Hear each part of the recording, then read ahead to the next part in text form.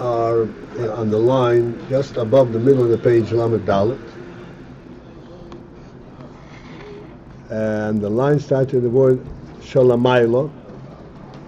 There are two lines beginning with the word Shalamayla, and we are on the line, on the first one of these two.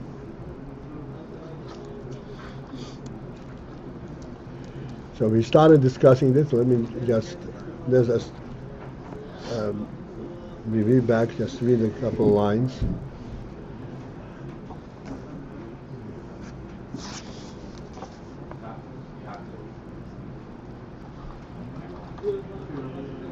We are discussing in general the principle of Torah and mitzvahs, and mitzvahs have been found to be of a deeper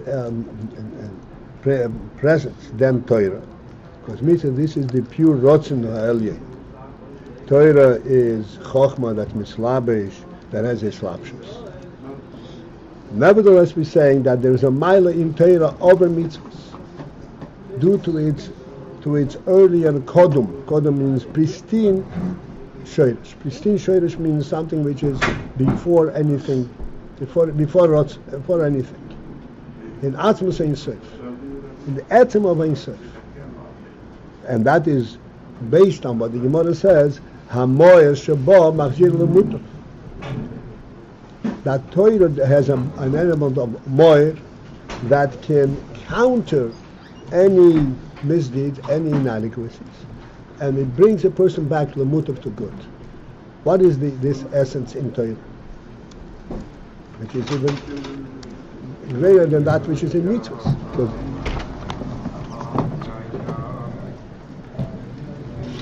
This is going to be quite a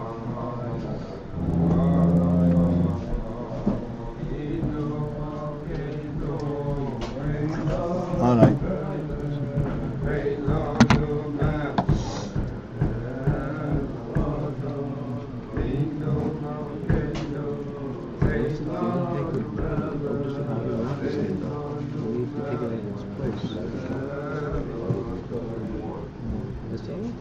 All right, we can continue standing up. So what is this element in Torah that even precedes even the rotten of mitzvahs? So he says like this.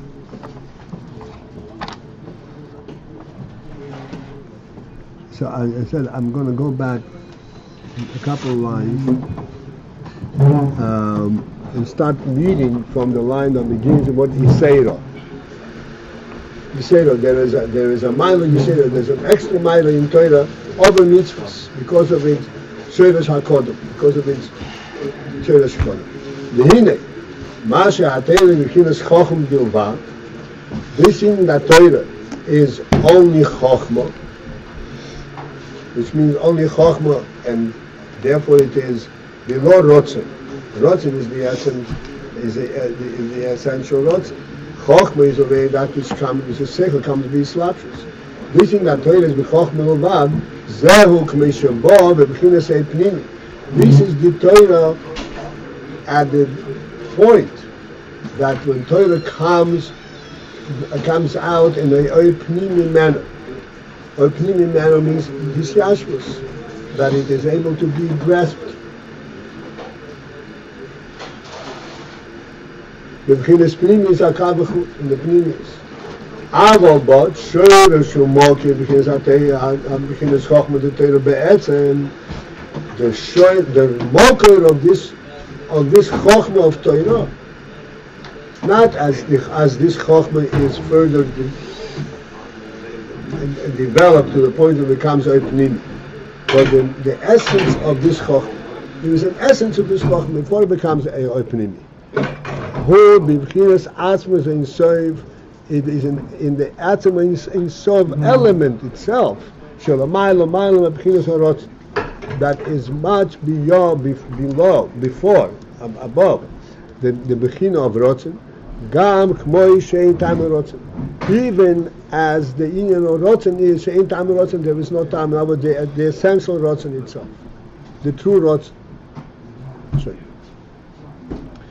And this is what we started trying to present the idea. What's with Chochma is the etzem of Chochma, and that is above Rotz.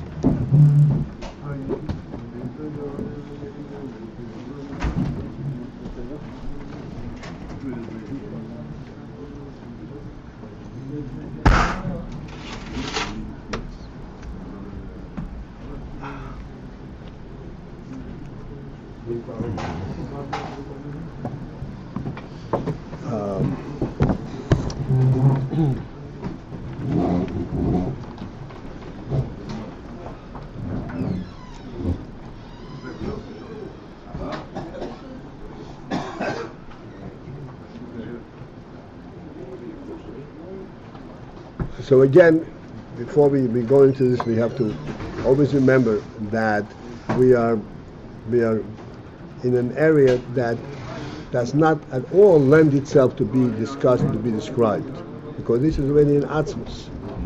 This is, and the whole principle of etzem does not exist in our world. In our world, everything consists, as I said, in multiplicity. But we have the ability to understand the inyan of etzem, to sense that there is such a thing, like we spoke about Chochmah and so forth. So then now we have etzem rotzen. We said rotzen that in time rotzen. So if in time rotzen, so where is rotzen coming from? This rotzen is expressing, but the etzem is. He wants it because that's what he is. That is etzem. It is, but it is an expression of the etzem. It is not the etzem itself. It's an expression of the. It is rooted in the atzmius of the etzem, and that's why he wants it. And then he says that there is even a deeper inyan. This is what is the etzem itself. Chochmah is rooted in the etzem itself, even beyond Rotz. How can we? What does that mean? We're not going to try to understand what this Chochmah. Just put it in words. What mean? This is the Rotzen that this Rotzen is the expression of that etzem. The Chochmah is before that. What is the Chochmah before that? That means that the Chochmah is that which makes the etzem into an etzem.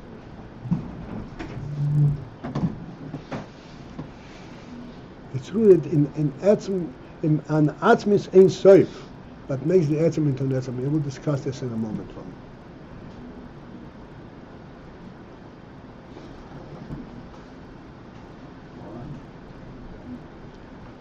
Going back to the point that we made several times recently, that a rock is like an etzem. That is, so to speak, a representation of an etzem in our world. But that we explained, we understood very well, that this is only an allusion to etzem. It's not an etzem at all. Why? Because there's no truth to it. There's no reality. It doesn't even know it doesn't even know itself. Etzem means an essential reality, an essential truth.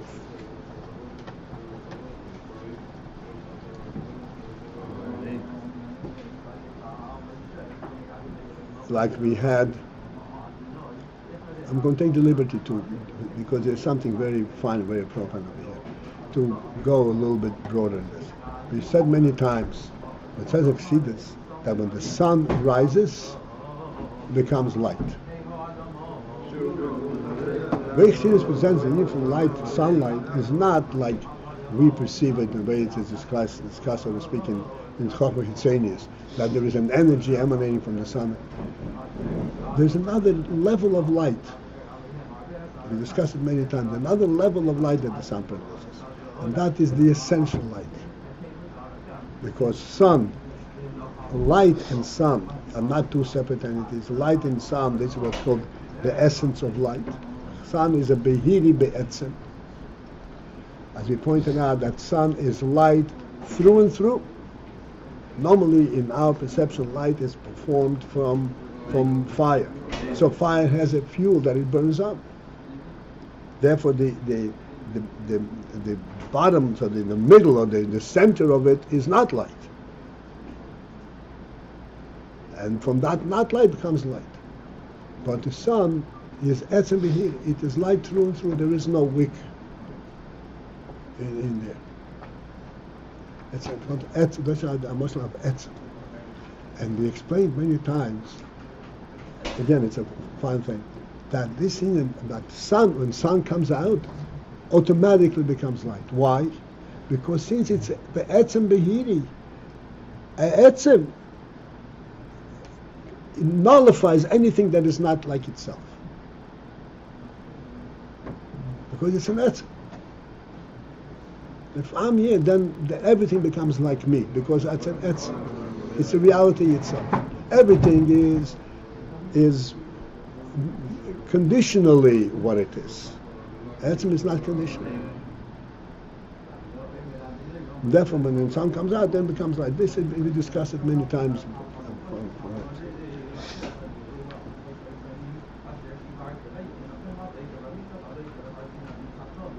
So, this Indian said, Atzmus Ein Sof. Atzmus Ein Sof means, coming back to our model of the rock. The rock is not an etzem. Because the rock does not insist that everything around it should become a rock. Because it doesn't have any personality. Doesn't stand for anything. Except in our world, we see it this way.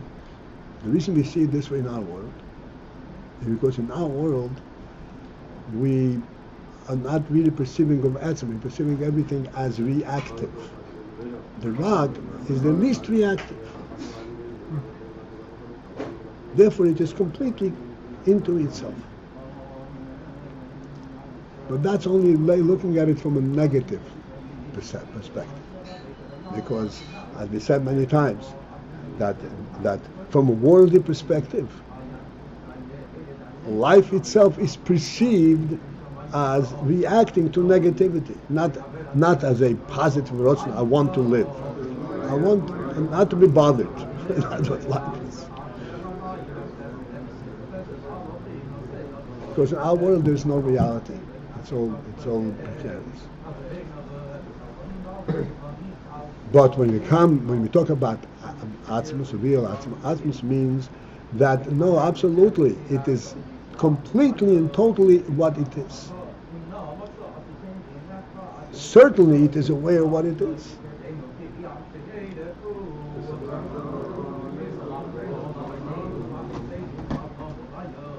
Now, we said many times, we said this, that in Etzem, it said Chochmah has everything. Why? Because it receives it milmayla. In Etzem there is everything. Now let's understand the following. Everything could be in two ways. Everything can be in a chaotic manner. Why not? Why not? It's Etzem, it can accommodate everything, anything. When you have chaos, for example, anything goes, and you have multiple, you can't count whatever, multiple things. The truth is that in that situation you have nothing.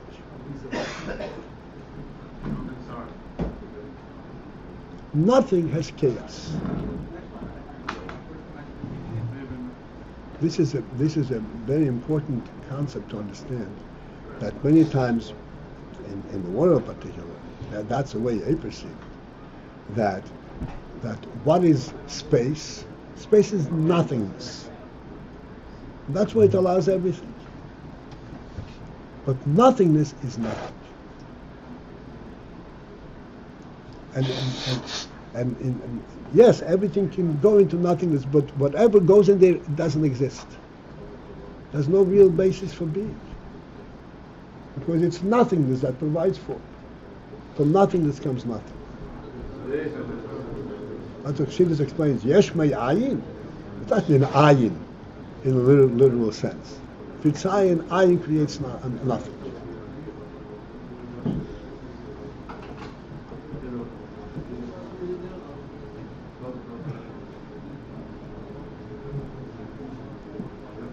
And this is a principle, Bichlal, that we mentioned recently a lot, that a person, yes lemokim, Adam shein lebayis ein yodam.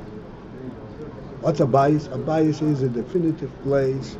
This is where he belongs, and this is where his things are. What's so significant about that? He goes from room to room. He goes from hotel to hotel. It says chaos. You can have everything and have nothing.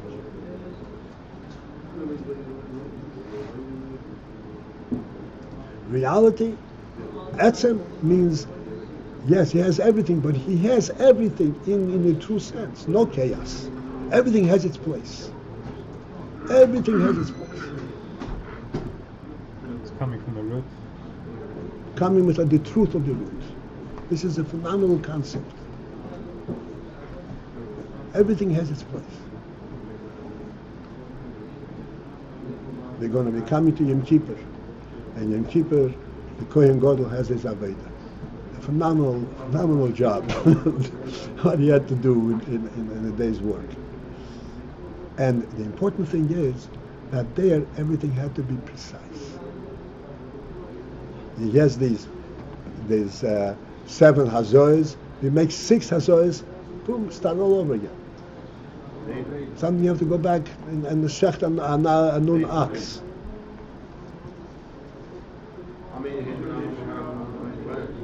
Mamish precision. And first this, and then you mix in everything. One little error, and the whole thing has to be started all over. Because in Etzem, there is everything. When there is everything, everything means that everything is identified as a real entity. Just to be there because there's nothing obstructing it. Let it be. That's chaos. There's nothing.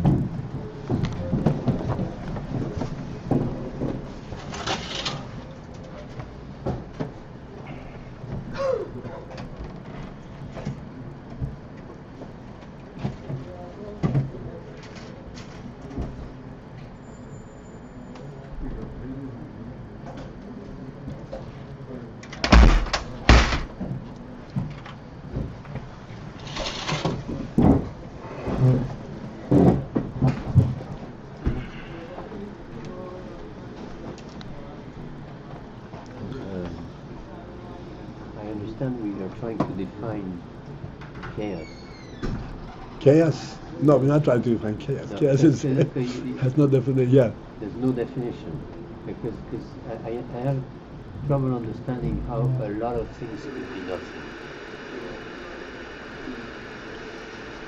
Okay, let's get back. I'm going back to what I just mentioned before. Odom shein lebayis ein yodam. Any Odom zodigim. So any Odom who doesn't have a house, doesn't have peace of mind. He says no, he's not an Odom. Because an Odom is an Atzmi. He's a true presence in the world. A true presence means that everything that he has is identified. And he has everything. He mamash has everything. He has a Beis, has a place, and in this place, whatever he puts down stays there.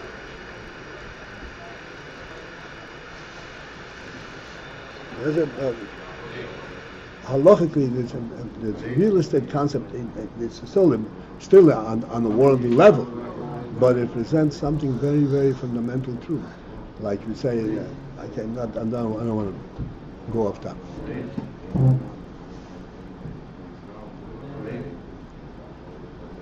having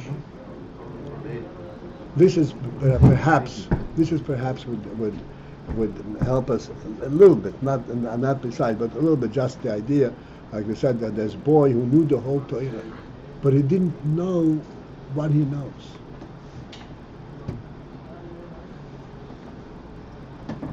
As a result of that, he didn't know anything.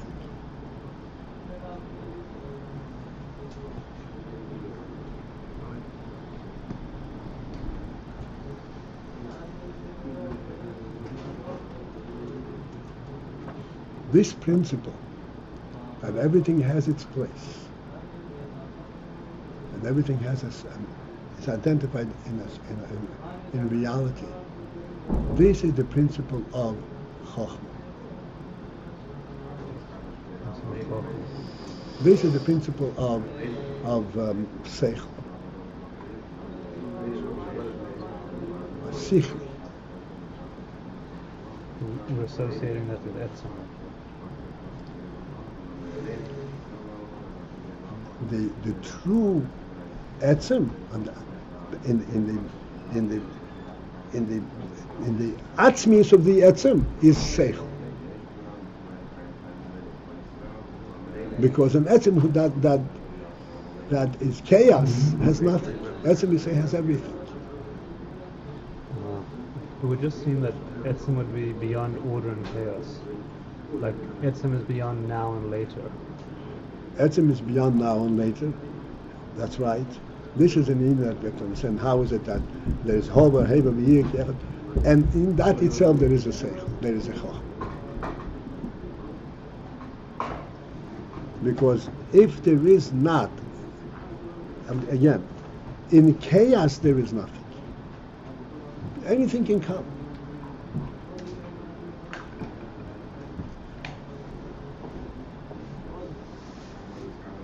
If you're walking, and there's a cross street. Oh, let me take the cross street. You're walking across, oh, there's another cross street. Let me take that cross street. Let me take the other cross street. Are you going anyplace? Is that called going? Right. But that seems to be a problem down here. In Etzem, there's none of these issues. Like he's the master of war and peace. He's the master of. That's correct. That's correct. And we are trying to explain what is this etzem. What is the concept of an etzem? Like I said before, the sun is an atzma. Atzma means that it is truly what it is. Etzem is truly what it is, and because it's truly what it is, as we said, it has everything. But having everything means that everything that is identified, everything has a place. Everything is recognized as a value. If it's not recognized as a value, then it's not having anything. Despite the fact, like you said, that it is that is above time and space, and it is time and space. When time means there's no past, present, future, and there is no up and down. And yet still, we say it has everything. So that chokhmah that is inherent in the etzem, here's where we understand the principle of chokhmah on a different level. Yeah. The way we perceive chokhmah is that chokhmah is below kesser. That means chokhmah knows what the rotzen is.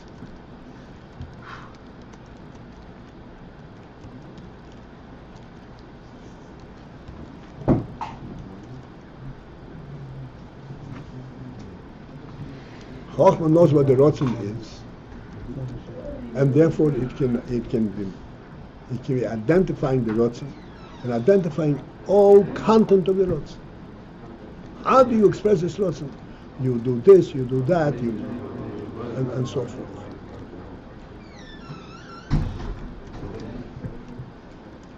Yesterday we pointed out a very important principle. Remember we spoke about song, about nigun. That nigun is an expression of the soul. And the soul knows only of a lakus, of godliness. Therefore it is a song to godliness.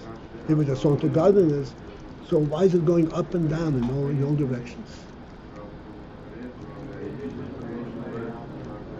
Godliness is true the same truth everywhere.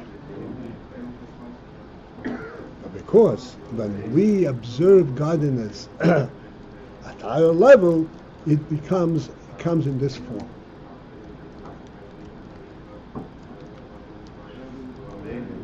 Now, this song element itself, is that something which is present only externally, or is it present internally? Does the soul sing?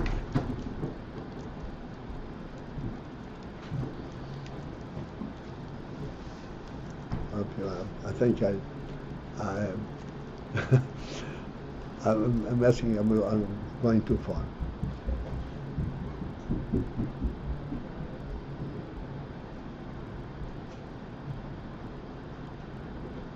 I want to give another motion.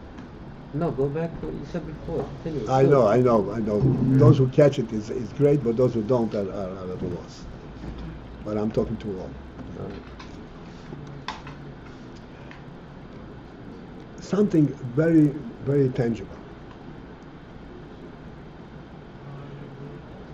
We speak always of space. And space, for us, presents a tremendous thing. Mokim Uzman. This is the basics of the world, in the reality of the world. It's Mokim Uzman.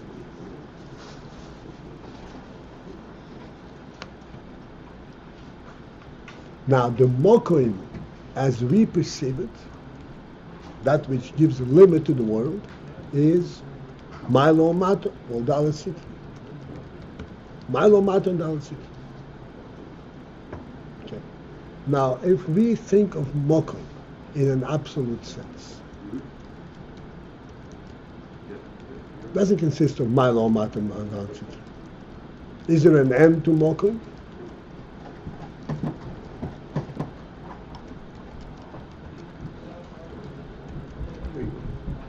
Is there an end to Mokim? Milo Matam Lalchik means they're above and above and below, and then there's four sides. So this perception of Milo Matam Lalchik, this is already from our perception, and this is the worldly perception. But the essence of Mokim doesn't have those. It's not limited to Milo Matam Lalchik. Like I said, it's everywhere. Wherever we turn, we're going to see Mokim.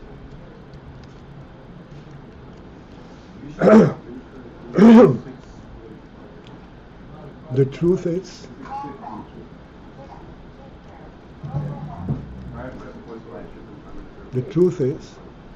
that the term Mokim is a seichel term. A seichel term. Mokim means place, provision. Place that provides for something. That is when we take this infinity of accommodation, and we define it as a space. And in this space, we can even measure it. We can even measure it. We can define it in immeasurable units, and then continue on. We're not measuring in then the essence of this Mokim, the source of it. We're measuring Mokim the way Mokim comes in the world. All right, now follow this. But the essence of this Mokim, where this is coming from, doesn't have these measurements.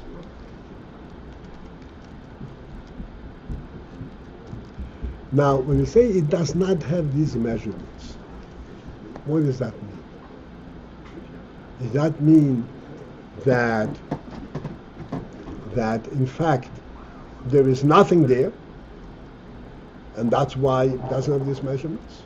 Why Why is there such infinity? Because there's nothing there. It's nothingness. Therefore, there is this. There is everything. There is an available provision. Or is there something? You follow what I'm saying?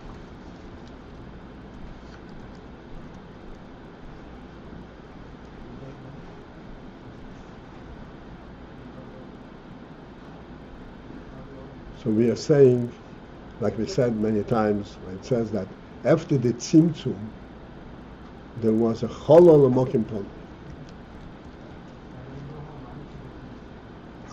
Cholol is something which you have not yet discussed. We're almost there. But Mokim Pon means it could be a Mokim of infinity, but it's a Mokim. Mokim Pon. Mokim Pon. It's a Mokim. It's a Mokim that provides. Now, this Mokim is infinite. And it doesn't have Milo Mato Dalasita. How is it a Mokim?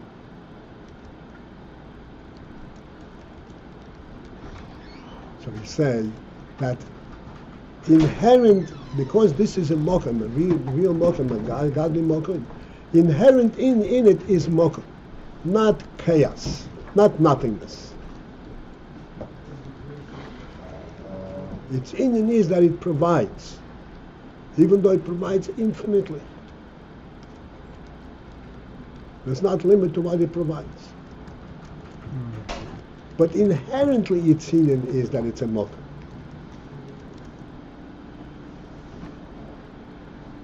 This is the pshat that you have that. But if you would look the other way, no, it is nothingness. Then it's not.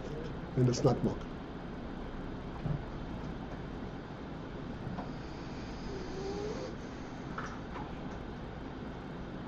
I just want to make a very simple statement, those who can relate to it, fine. When we look into outer space, we're not looking into nothingness. None of us perceive it as nothingness, although we cannot define what it is. There's reality to it. And if we would perceive ourselves for one moment to be in nothingness, we would feel very uncomfortable. We would lose our seichel completely.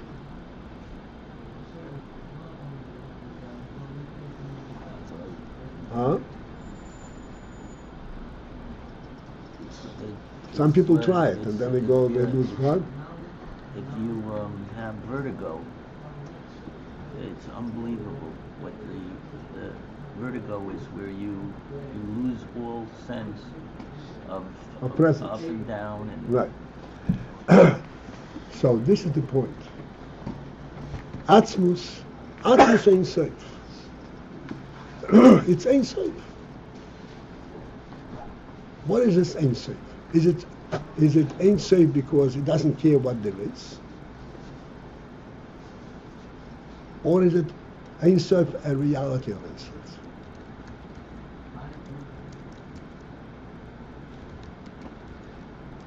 In other words, is a rock an example for Atzmus ain't safe?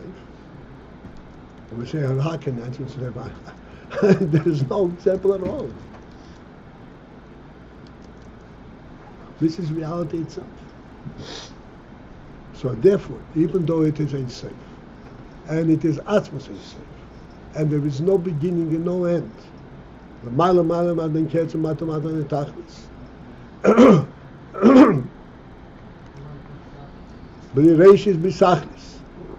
And yet, everything is present there and is known. Because without knowing, it's not present.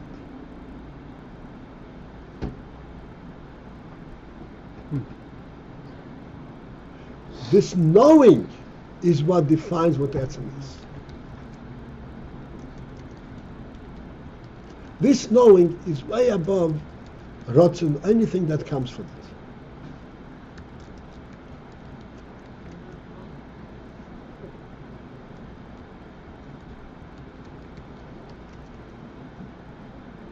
You getting this?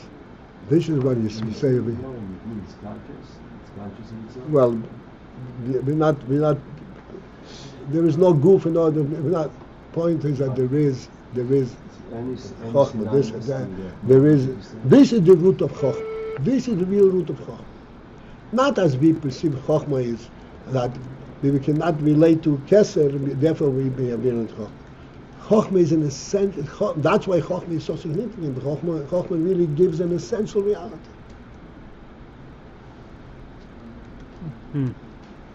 Is this showing how Chochmah is kind of rooted above Ratzon and Oineg? That's right. Is that what happened? Yeah. That's right. But is it called Chachma? I mean, what is it? That's not. This is the root of Seichel. We'll come to the Loshen where it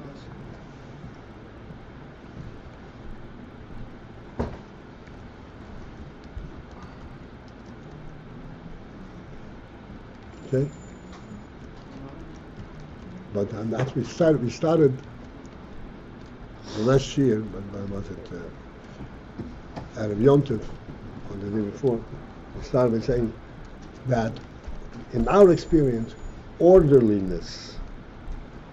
You say orderliness is for a purpose, for a practical purpose, things should be orderly. Orderliness is a principle in what a human being is.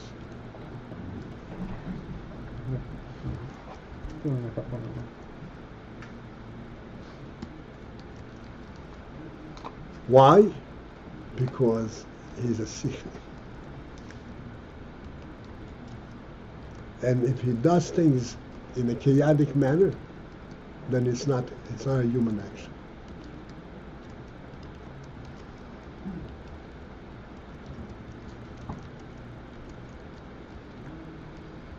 And it's lacking the whole principle of seichel, of this entity that identifies things.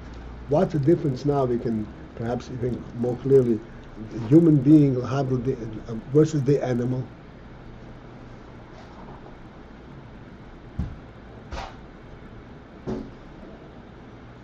The animal is acting on compulsion.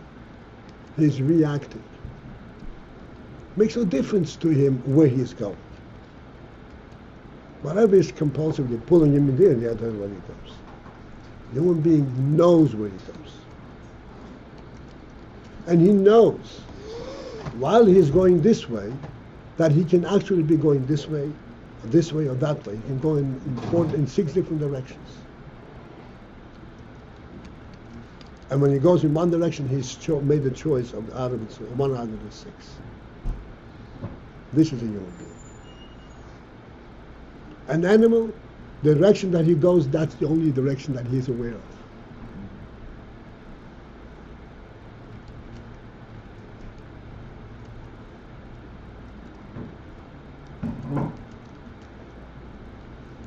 What's the point? He doesn't know. Sometimes understand. By him, it's not knowledge. It's compulsory. He's going because something is pushing him there. Knowledge means you have the entire perception. You know the reality, the whole reality. And that's why the whole reality is there, because you know it.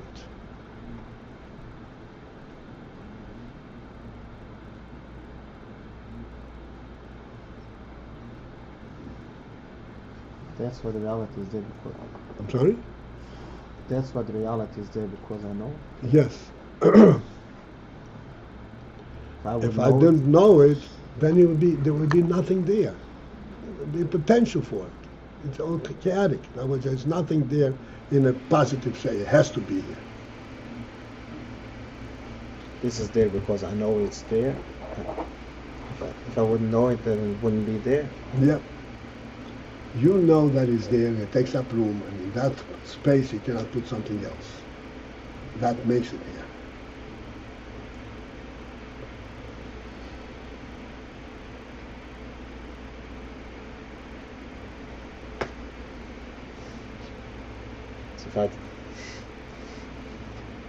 But otherwise, it would be something you could just brush away, or it would be something that wouldn't matter.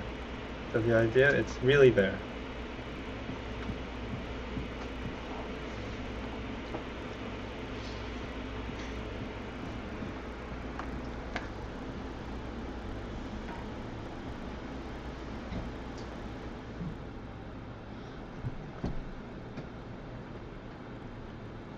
What is the meaning that it's there?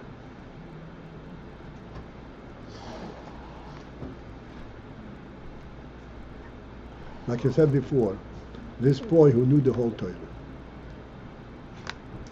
Did he know the whole Torah or he didn't know the whole Torah? He had it. What? He knew the whole Torah. But he didn't really know the whole Torah. Because he didn't know that he knows it. That present doesn't exist.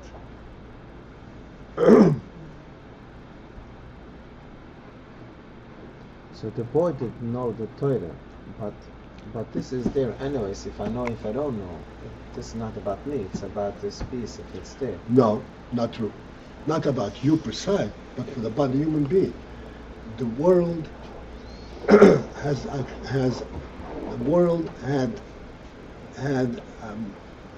received a reality definition.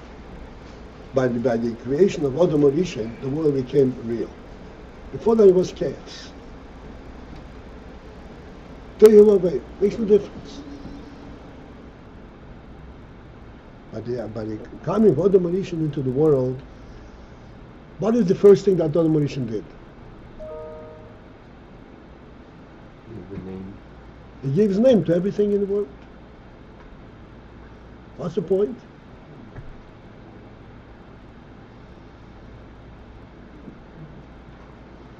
He gave identity. He gave reality. He made it present. There's a million different species. What's the difference?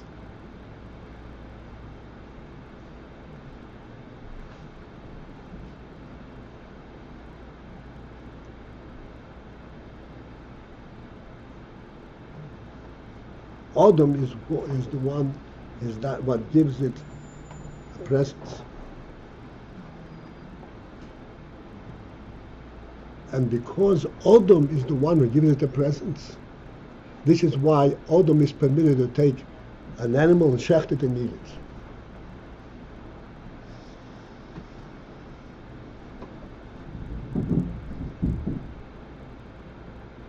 Because the whole world depends on him.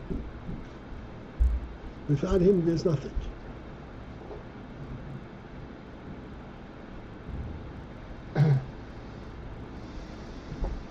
When Adam gave names, how did he know which name? That's what Chokhmah is. That's what Chokhmah is. He perceived everything that his Chokhmah from the reality perspective, and he revealed it. That's what Chokhmah is. This is what we're saying, beyond everything else, that Chokhmah really, this is what makes everything everything.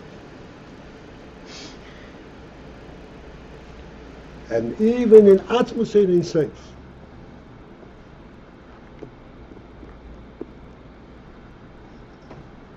is rooted the principle of the meaning of Chokhmah, and because of that,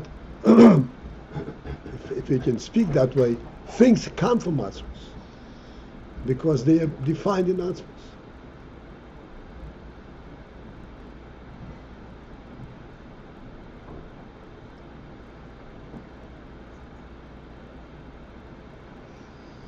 What's defined in Atzmos? Everything. Absolutely everything. Beyond everything, but it's defined. And that's the essential Chokhmah. This is and ours. This is what a human being is. This is why chaos in human life is terrible. This is why cleanliness is primary. Order is primary.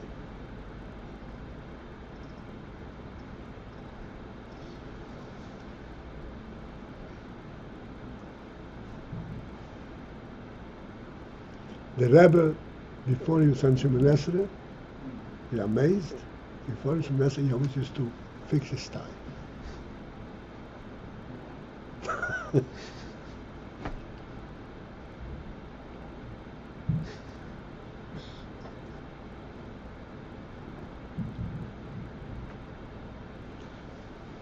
Rebbe, everything about Rebbe was gerechnet to everything. I don't know if you guys had this experience. When you used to write a note to Rebbe, you always used to return your zettel back to the office, and you would write in his answer on the zettel. Very often, not every time, but very often, if you wrote, let's say, a couple of lines on a piece of paper, and there was a blank paper at the bottom, he would tear off the blank paper, the bottom blank, and send out only that part where he was writing in Hebrew.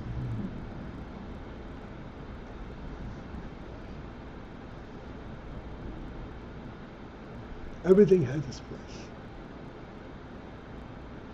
Everything was real. Yankee Avinu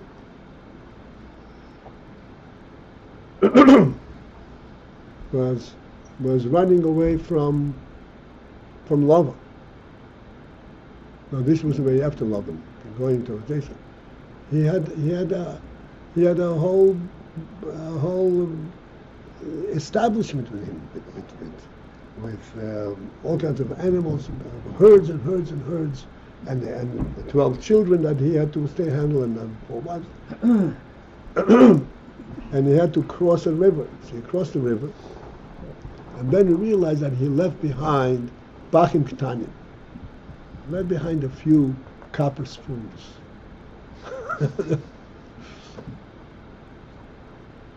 So he went back to pick them, to fetch them.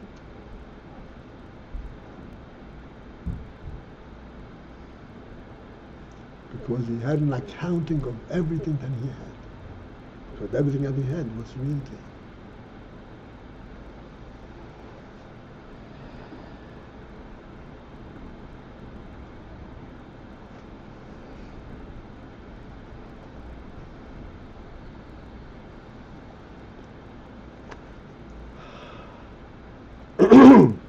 All right. So this is the principle. Let me just go inside a little bit. So the line, Shalamayla, Mayla, Mechinas, Harotzin, Kmeishu, Gam, Kmeishu, Tam, Tam, the Shayla, Shamokia, Mechinas, Hachochma, the Torah, Be'etzem, is an Asmusin Seif that is way beyond even the Rotzen, the Etzem Rotzen. Rotzen is already a derivative of the Etzem. Chochma is that which makes the Etzem an Etzem.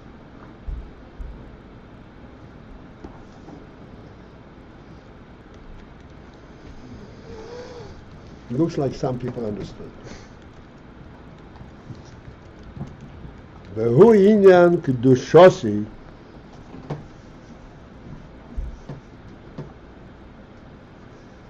This is the principle. It says kedushosi shelamayla mikdushas. Says Hashem says my kedusha is higher than your kedusha. What does that mean? The kedushas chem hu inyan asher geshon mitzvah. Kedushas chem, your kedusha, is the kedusha that you get by mitzvahs. Mitzvahs is kedusha rotzen noelim, but haTorah he bibchinas kedusha so asmus the inside. Torah is a high kedusha. This is the kedusha the way it's asmus inside.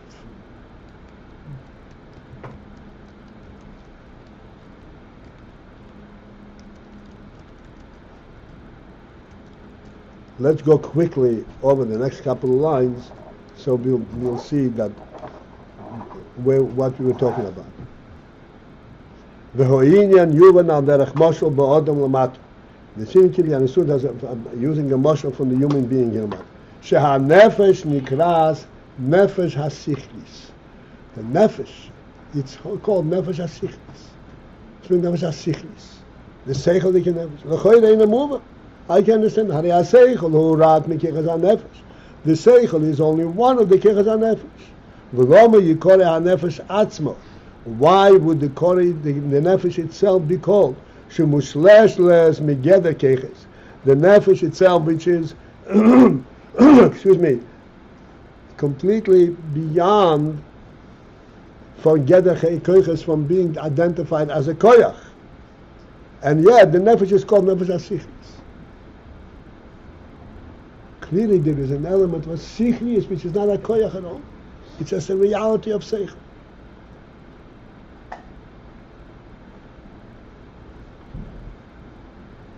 And with this we're going to end today's Shir, because after Seichel everything has to have an end.